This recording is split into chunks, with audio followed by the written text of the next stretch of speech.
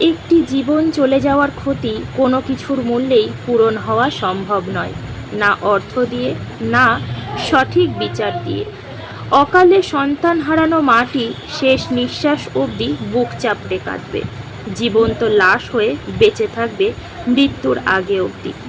এই অবস্থায় সেই মায়ের নির্দোষ সন্তানের অকাল মৃত্যুর সঠিক বিচারটা একটি মায়ের কাছে সান্ত্বনা স্বরূপ। কিন্তু সেই অভাগী মাটি সান্ত্বনাটুকুও পায় না শাসকের গাফিলতিতে।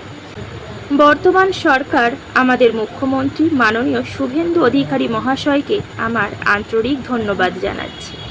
আপনি সাম্প্রদায়িক বিষয় না দেখে অন্যায়ের বিরুদ্ধে যে নির্ণয় নিয়েছেন, এটি আমাদের সাধারণ মানুষের অনেক বড় পাওয়া। আমরা সাধারণ মানুষ আশাবাদী আপনি এইভাবেই অন্যায়ের বিরুদ্ধে সঠিক বিচার দিয়ে ন্যায়ের জয় ঘোষণা করবেন প্রতিবারই।